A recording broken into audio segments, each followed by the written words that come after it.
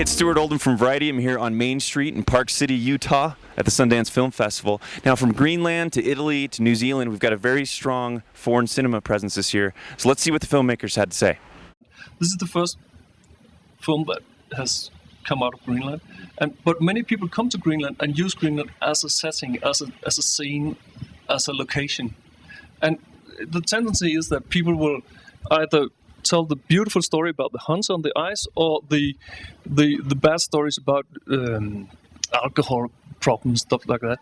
But we wanted to tell our daily story about how is modern Greenland life today. We have an ordinary daily life, and it's not so distant from what you know today. Ja, men 6 uur zo. Vi skal ind i fjorden. Wow, resultaat. Så bliver op. Hvad fanden vil du så? Yes.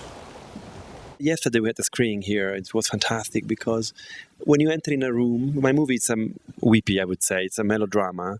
So when I entered in the screening in the theater, almost at the end of the movie, and it was dark, and you heard all the people sniffing because they were crying, that was a pretty great sensation for me. Fantastic. Anche a me piacerebbe Londra. C'è uno studio di avvocati dove potrei fare l'avvocato.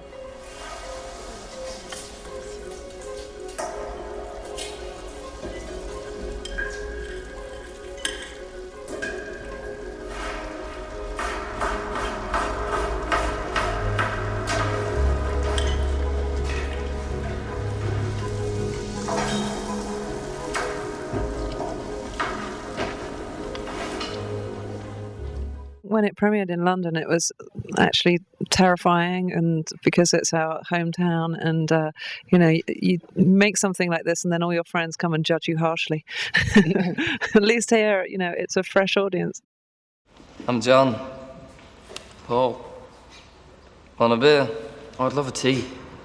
I was quite naive about what I was entering into, I think, until I went to do research in Liverpool, and then when I started walking the streets of Liverpool and everyone, telling me about Lennon and McCartney and the Beatles and asking me what I was doing and how I was going to do it, then the pressure started to build.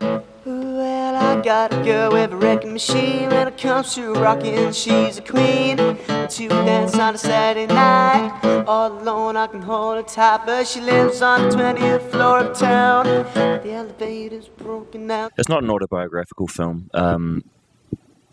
but the settings and everywhere we shot and a lot of the situations are. So we shot in my hometown where I grew up, in the middle of nowhere. There's only one store, and it's also the post office, and it's also the gas station.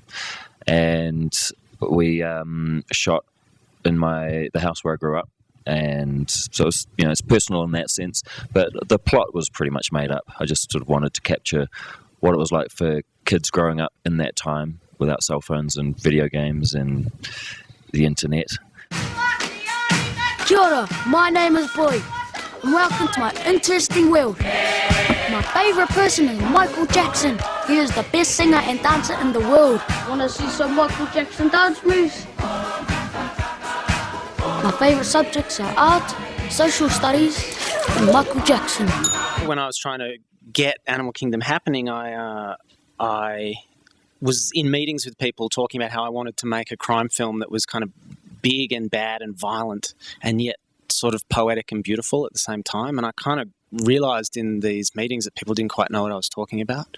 So I went and made Crossbow for that reason, to just communicate a quite a seedy world that nonetheless, treated in the right way, has a poetry and a beauty about it. And I hope that that's in Animal Kingdom too.